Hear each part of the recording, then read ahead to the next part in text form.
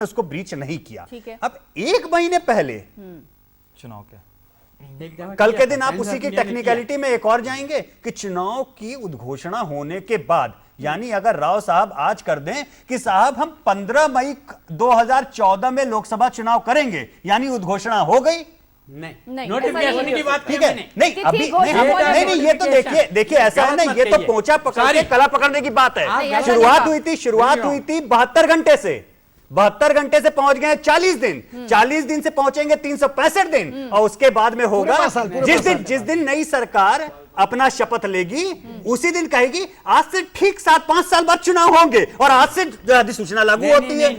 ये देखिए पता नहीं क्या होता है नोटिफिकेशन की बात नहीं कर रहा हूं मैं, केवल कह रहा हूं आप क्या अचीव क्या करना चाहते हैं? इसके बाद में आप कहेंगे हम नोटिफिकेशन से एक हाथ आगे जाना चाहते हैं। पहले से ही पहली बात तो 40 दिन 35 दिन नोटिफिकेशन जिस समय 72 देखिए हमें इलेक्शन कमीशन और इस पूरे सेटअप में जो लोग लगे हैं उनकी नियत पर संदेह हो रहा है।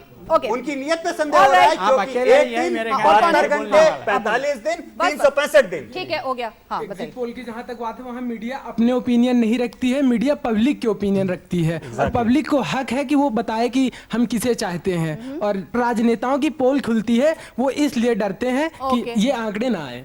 राजनीतिज्ञों की पोल खुलती है। सत्यव्रत चतुर्वेदी जी, आपके ऊपर सीधा डायरेक्ट सवाल ही नहीं उठता। इस हिंदुस्तान में 120 करोड़ की आबादी में अकेला नेता सत्यव्रत चतुर्वेदी चतुर्वेदी जी की मैं ऑन रिकॉर्ड तारीफ करूंगा। देखिए कम से कम ये जो स्टैंड लेते हैं उस पे कायम रहते हैं। मैं बहुत कम नेताओं से आपकी तरह मैं भी प्रभावित होता हूं, क्योंकि मेरे ही एग्जिट पोल के कार्यक्रम में इन्होंने तब भी मेरी बात से कहा कि मैं नकारता हूं जब मैंने कहा कि आप हार रहे हैं, और इन्होंने मैंने जब बोला कि आप इस चुनाव में जीत रहे, तब भी इन्होंने उसी भाव से कहा कि मैं आपकी बात को यकीन नहीं करता। बोलिए मैडम, ऐसा है ये जो जितने ये ओपिनियन पोल होते हैं 90% जो है शहरी इलाकों में ही इसके ओपिनियन करे जाते हैं। जो इंटीरियर्स होते हैं वहाँ के पोल ही नहीं हो पाते हैं। और दूसरी बात है कि अपना कोई भी चीज़, अगर हमें कोई गेहूं की डेयरी को गेहूं का ढेर लगा हुआ है, हमें उसे चेक करना होता है, तो एक मुट्ठी गेहूं लेके उससे चेक करते हैं। उस हिसाब से देखा जाए ठीक भी है, परंतु लोग बदमाशी करके उसमें गेहूं अंदर छुपा रखा होता है जो खराब माल होता है। तो उसके मतलब आपको मीडिया की नियत पे शक, मीडिया की नियत पे भी वो पूरा एक्चुअल में होना चाहिए, यानी कि जो है पूरी प्रॉपर तरीके से होना चाहिए। अपना कहीं आधा हो पाता, आधा नहीं हो पाता, उससे कहीं फायदा होता है, कहीं नुकसान होता है। आप बोलिए। ये हमारे मन की आवाज है कि हमने किसको वोट देना है, किसको नहीं देना। आप ये कहते हैं जरूरी है। ओके, जरूरी है। हाँ। भारत विश्व का सबसे लोकतांत्रिक देश है और 1977 से पहले मेरे ख्याल विपक्ष को भी रेडियो पे, टीवी पे बोलने की इजाजत नहीं थी। आज जो मीडिया में जो चर्चा हो रही है पोल के ऊपर, ये चर्चा जो है हमारे लोकतंत्र का सबसे बड़ी शान है विश्व के अंदर। तो मैं ये नहीं समझता कि एक पोल या ये पोल जो है बंद होने चाहिए। ये जनता की आवाज है, जनता को अपनी बात रखने का हक है। बंद करने से वो कह रहे हैं कि 30-45 दिनों के होना चाहिए कि नहीं होना पहले क्या नहीं होना चाहिए, ये बात नहीं, इलेक्शन टाइम में कितने दिन भी, सिर्फ इलेक्शन टाइम में, सिर्फ उस टाइम की बात हो रही है। नोटिफिकेशन से उसके बाद देखिए उसमें ये है 1 महीना ऐसे है कि उसमें जैसे सरकार के ऊपर भी कुछ नए कार्यक्रम ना घोषित ना किए जाए, ये प्रतिबंध लग जाता है। तो ये ठीक है कि इसमें थोड़ा सा संयम बरतना चाहिए, बरत सकते हैं। ओके, हाँ आ रहे हैं। हाँ बोलिए। नोटिफिकेशन के बाद 30 दिन, 40 दिन, 45 दिन, इसके बाद ओपिनियन पोल नहीं होना चाहिए, क्योंकि 80% जो वोटर है वो पहले से ही बंधा हुआ है पॉलिटिकल पार्टी से। वो कहीं नहीं खिसकता, बिल्कुल वहीं वोट देता है। लेकिन 20% जो वोटर है जो कहीं भी पार्टी से जुड़ा हुआ नहीं है, वो बदल जाता है, उसी से वो जिता देता है पार्टी, जिता देता है। और इधर दीजिए पीछे। बट उसमें ओपिनियन पोल का क्या रोल है? ये जो पोल्स हैं वो कभी भी होने चाहिए, because we are the public. हमें सिर्फ एक मीडिया एक ऐसा ऑप्शन मिलता है जहाँ तक अपने हम जो पॉलिटिकल पार्टीज इतने बड़े बड़े लोग हैं वहाँ तक अपनी बात पहुँचा सके। This is very crucial. Even right now I am at my teenage, तो अगर मुझे मीडिया का आज मैं देखती हूँ, this opinion poll is very crucial. इसको जरूर होना चाहिए without timing. It should happen at the media को जब चाहिए वो करना चाहिए। We are free to communicate to them. Okay, तो अभिव्यक्ति की स्वतंत्रता घूम फिर कर सबके दिमाग में है और इसलिए लोगों का मानना है कि इन पर किसी तरह की रोक नहीं लगनी चाहिए। फाइनल कमेंट्स लेंगे यहाँ मौजूद हमारे विशिष्ट मेहमान छोटे से ब्रेक के बाद। आप देखते रहिए चर्चा में।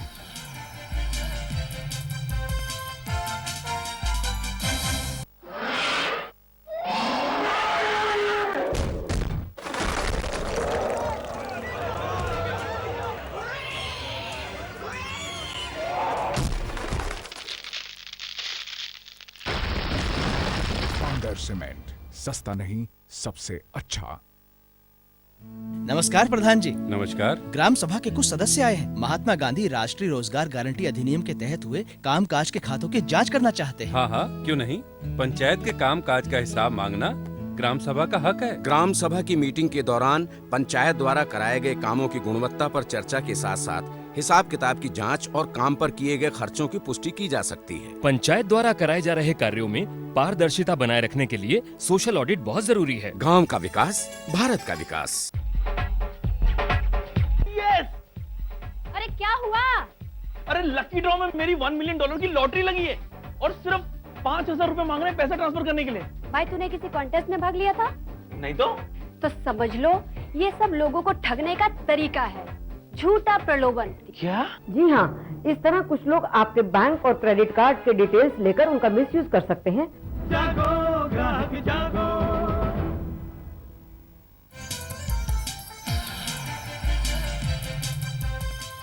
और एक बार फिर से आपका स्वागत है। आज हम बात करें क्या ओपिनियन पोल्स को चुनाव की तिथियों के डिक्लेयर होने से लेकर 48 घंटे पहले तक क्या तकरीबन उस पर पूरी तरह से रोक लग जानी चाहिए कि नहीं लग जानी चाहिए। फाइनल कमेंट्स लेंगे मौजूद हमारे विशेष में। सर, क्या आपको लगता है कि वाकई इससे लोकतंत्र पर आघात पहुंचेगा? क्या हम इस बेसिक क्वेश्चन को एड्रेस करें यहाँ पे कि क्या ये लोकतंत्र के लिए अच्छे हैं या नहीं है? इस क्वेश्चन को हम एड्रेस करें। दो सवाल हैं जिनका सीधा सीधा स्पष्ट उत्तर दिया जाना चाहिए, सवाल पूछा जाना चाहिए। एक सवाल है जो राव साहब सवाल उठा रहे हैं कि ये वैज्ञानिक नहीं है, पद्धति बेकार है, हमारा मतदाता इतना मूर्ख है कि वो इससे प्रभावित होता है आदि आदि। मुझे लगता है अगर होता है तो खतरा हमको उठाना पड़ेगा। जो जनतांत्रिक खतरा है, जो पॉपर कहता है open society and it's enemies वाला, उस पंडिताऊ बात को आप छोड़ दीजिए। मुझे लगता है अभिव्यक्ति की स्वतंत्रता का प्रश्न है और जैसा पिंकी जी ने कहा कि यदि उसका कोई उल्लंघन करता है तो वो दंडनीय अपराध है, वो भी अपनी जगह पर है। मगर जो बात सत्यव्रत जी ने उठाई थी उस पर सार्वजनिक बहस जरूरी है कि मतदान की गोपनीयता और जनमत संग्रह की गोपनीयता में फर्क है और दोनों में जनमत पारदर्शी रूप से निरंतर रहना चाहिए। और जो बात राव साहब कह रहे हैं मुझे लगता है जो तर्कसंगत बात है, जो यशवंत ने भी कही, पांडे जी ने भी उठाई है कि जो तर्कसंगत बात है, एग्जिट पोल पर पाबंदी लगनी चाहिए जो चुनावों को प्रभावित कर सकते हैं, भावावेश को भड़का सकते हैं।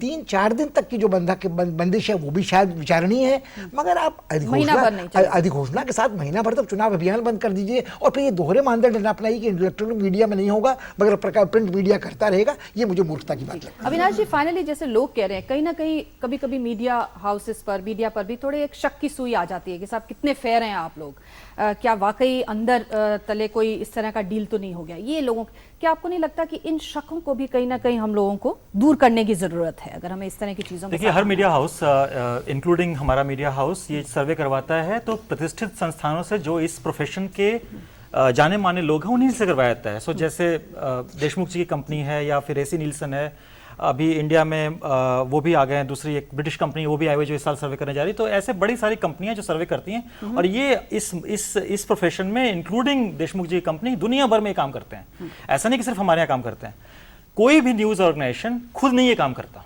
ये इनसे करवाया जाता है और करवाने के बाद जो रिजल्ट लेके वो आते हैं वही हम पब्लिश करते हैं और वही लोगों को दिखाते हैं, going through the proper due diligence जो कि किसी भी सर्वे के ऊपर होना चाहिए।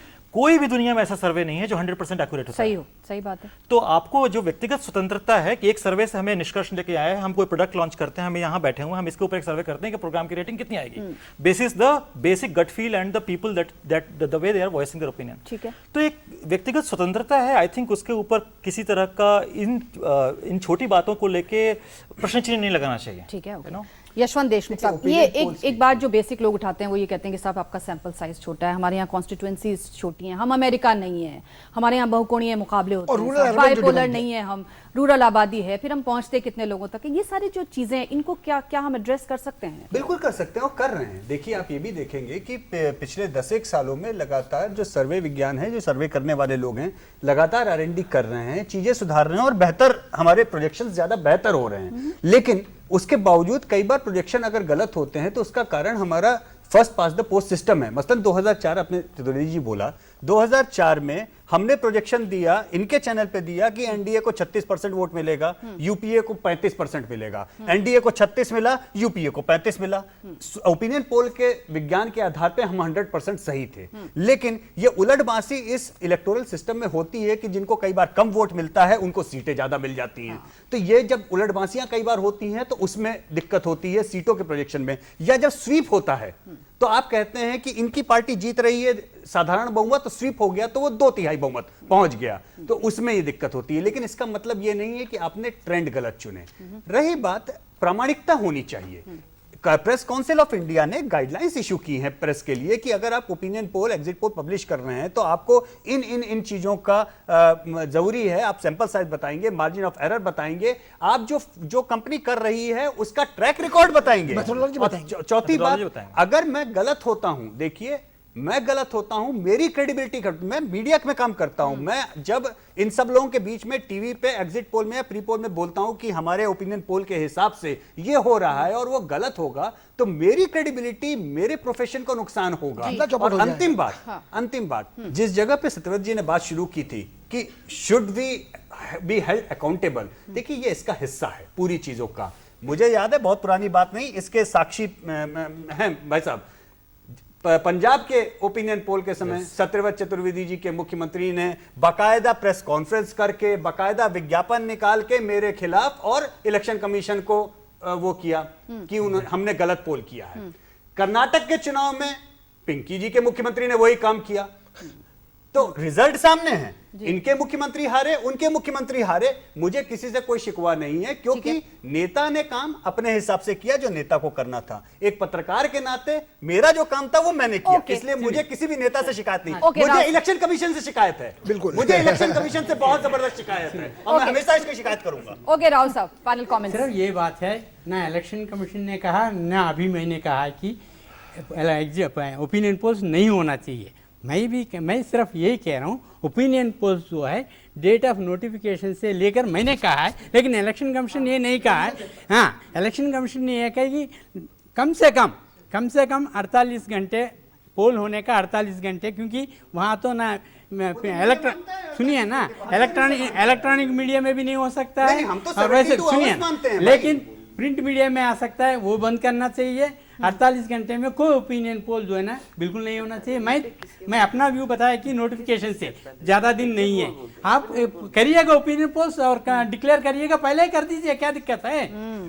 हाँ, शेड्यूल अनाउंस करने का बाद आप करिएगा, लेकिन नोटिफिकेशन का पहला करिएगा, उसमें क्या दिक्कत है? क्या दिक्कत है? पिंकी जी, मेरा मानना है कि fundamental right of speech and expression एक बहुत बहुमूल्य हमारा हक है, और उस हक को किसी भी हम ग्राउंड पे कि 2 दिन का है, 3 दिन का, या ठीक है या गलत है, एक बात अगर सही है तो करिए, नहीं है तो उसको छोड़ दीजिए, 1 दिन के लिए और 2 दिन के लिए भी। दूसरा ये कि ओपिनियन पोल की अहमियत कि वो सही है गलत है, गाइडलाइंस है, उसके अलावा ओपिनियन का मतलब है मेरा ओपिनियन, ये नहीं कि कंक्लूजन या साइंटिफिक डेटा जो मैं करता हूँ सही प्रकार से करूँ, बाकी लोग अपने आप उसकी जजमेंट करें कि मैं सही कर रहा हूँ या गलत कर रहा हूँ। तो इन बलबूतों पर अगर हम इलेक्शन में, और तीसरी हमारा वोटर एक महान वोटर है, कुछ भी कह लीजिए हमारा देश अच्छा चला है despite everything and despite every issue, इसके बाद भी अच्छा चलेगा। ये ओपिनियन पोल के ऊपर कोई भी लिमिटेशन करके हम अपने वोटर को अंडरराइट कर दे, मैं बिल्कुल इस फेवर में नहीं। सत्यव्रत चतुर्वेदी, इस पूरी बहस में एक मुद्दा निकल के आया जो कम से कम हम दोनों लोगों के